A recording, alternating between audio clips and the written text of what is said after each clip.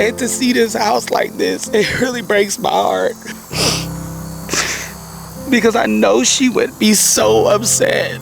Hello and welcome to another video. Thank you so much for watching. Yes, you're seeing that right. That is my last name on a street sign. Our family street is named after us. I don't know the origins of it. Maybe somebody in the comments below can tell me the origins of it, but that's what our street's named after, Guillory. And we're starting off today's video at the Guillory portion of, I guess, my childhood story, origin, whatever you want to call it. And then we're going to go over to my mom's side of the family, kind of like where I grew up in high school, junior high. But this area where we're going to this morning is where I have fond memories as a child, visiting my dad's land and, you know, all that jazz. So let me just shut up and show you guys around a little bit. Gotta hop back in the car and go to the area I'm talking about. But this is it, honey. I'm from the country, like straight up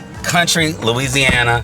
This is where I'm from. I grew up coming here as a kid, and now as an adult, like, it's crazy. Like, when we were kids, we take a lot of the stuff for granted that, you know, adults tell us about or teach us about. And now, as I'm an adult, I'm starting to sort of like rethink all of that stuff, and, you know, just sort of like reflecting on growing up back here, because not everybody grew up back here.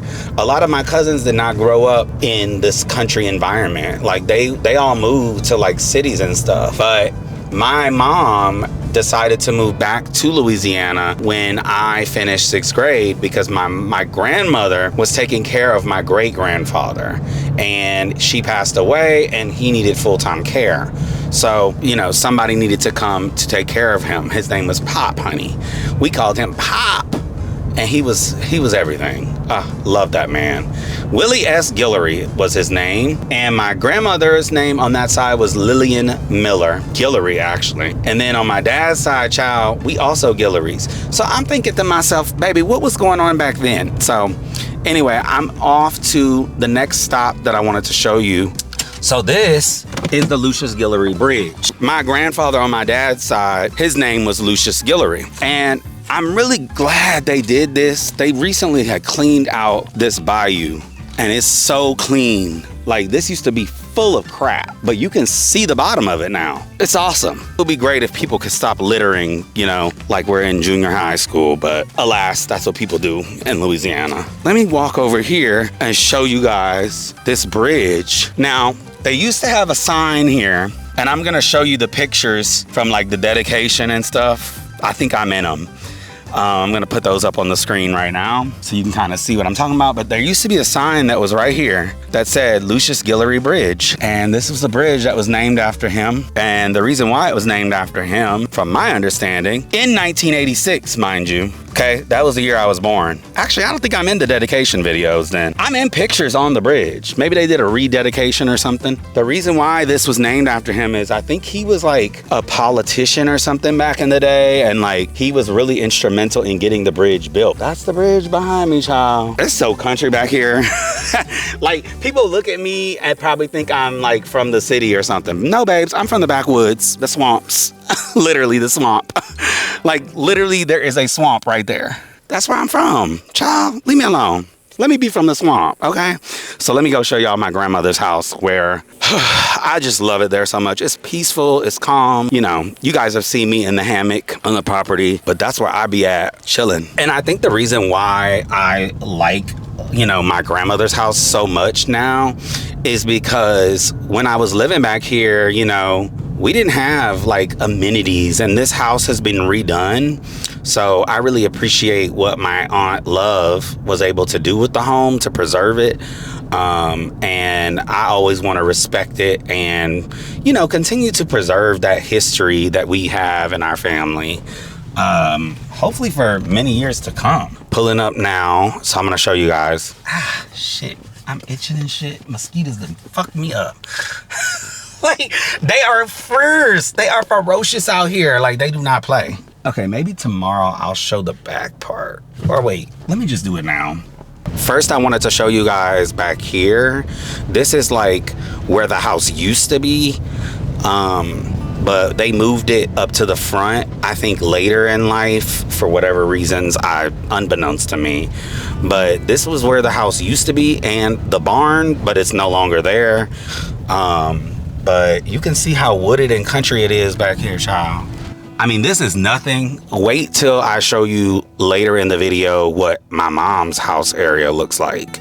Like, obviously this is overgrown, but it's not as bad as what's on at my mom's house.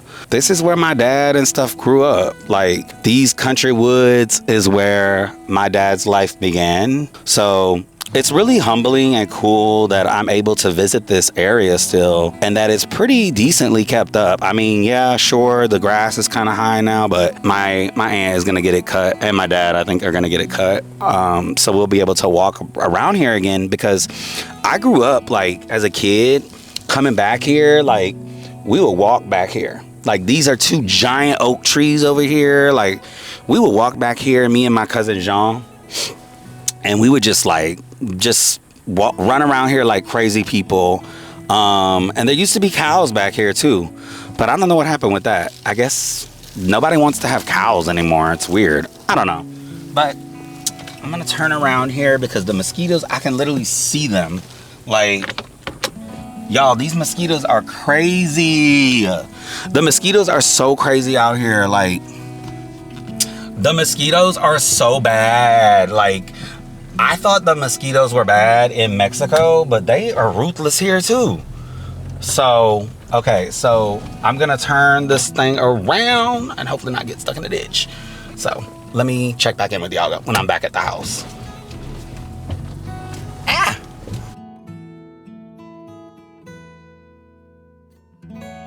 So yeah, this is the house. Ta-da! It's a beautiful home. So these trees over here, I want to show you guys these trees. My grandmother planted these trees. Oh, it's something on fire over there. Child, it's so country out here. We got a little fire pit over there. That's new. That obviously wasn't around back then. But my cousin got that for the house. And these trees, okay, so there's like live oak and oak. My dad told me. And she planted these trees probably 50 to 60 years ago. So it's like crazy. Like, I set up a little hammock right here and I'm able to just like chill. Like, listen how quiet it is. It's just incredible. And if you can see, I don't know if the camera can see, but I'm gonna try to zoom in as much as I can. But there are beehives over there on my Aunt Cherry's lawn, or her land. Like, you can kind of maybe pick out like some little boxes up back there, different colors, yellow, blue, and white. Those are beehives, which are really cool to see up close. Okay, so I'm not getting out of the car because, baby, look at all them bees. I don't know if you can, like, if you can see that, you have amazing vision. But so I love this part of the property because it's just like, wow. I have never thought I would grow up to a point where there would be beehives on our family property. And why I think it's so cool is because it's like, my grandmother and grandfather were like on this land like many years ago. And now we can eat their fruits of their labor. Like, how cool is that? I mean, you can't make that up. You can't create that in AI. So I just love like knowing that these exist here now and that, you know, I can sort of taste the land that my ancestors came from. Crazy. Like, it's honestly just a mind fuck, and I'm just so grateful to be alive when, you know, I met at least my grandmother, but I didn't get to meet my grandfather. I think he passed before I was born. But, you know, it's just iconic, the amount of just like dopeness that my grandmothers on both sides and my grandfathers on both sides just really sort of, you know, they had very little but humble beginnings and made a lot from it. And that instilled in me, it created who I am today. And that's who I always want to be. is someone that, you know, strives for the best with the least, child. So let's get to my mom's house now. I grew up here from about like 2000 to about 2005. So about 5 years. I shouldn't say I grew up here, I lived here. I think I was pretty grown by then, but I'm a country boy at heart. Like, I love being in the country. I love, you know, just nature. And like, I grew up, child, it's crazy right now, but I grew up over there. And so many others before me grew up over there too. So I'm gonna try to walk as far as I can. I haven't been here since my mom passed away, which she passed away tragically in 2019 of a massive heart attack. And she used to take care of this land behind me. She grew up there. Her brothers and sisters grew up here. My great-grandfather and great-grandmother took care of them. Like, they literally used to run down these railroad tracks just like I was back in the day too. So it was kind of cool to be a kid. You know, very humble beginnings, babes. Cause like, when you look around here, like, this is so crazy, but like, this is all so overgrown. But, you know, even when I was here, it was a very humble situation.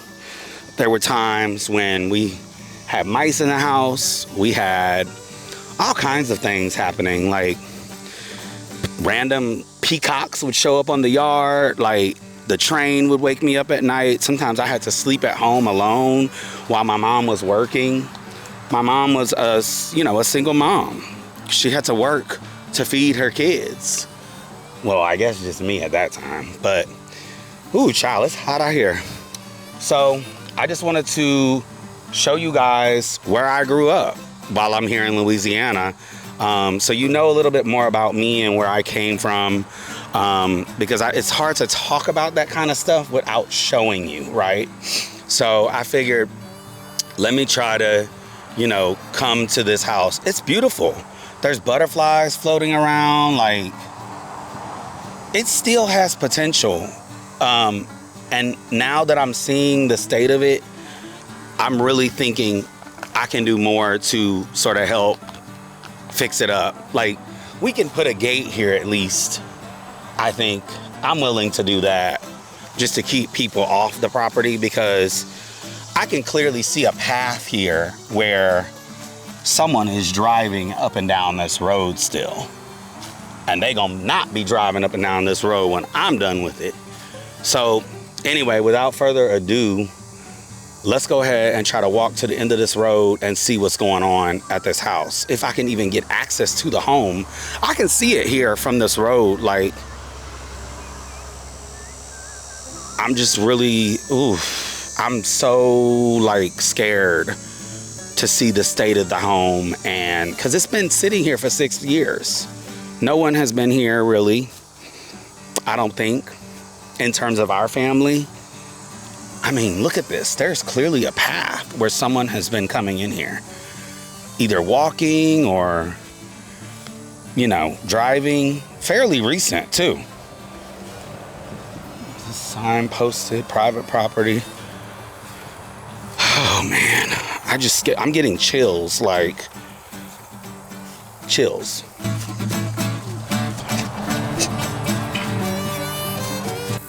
Like, I just have very fond memories. You can't even see the road anymore, but there's a road somewhere underneath here. Very fond memories as a kid running up and down that road. Doing all kinds of shit that I didn't have no business doing, right? Oh my God, the door is open. Oh, you guys.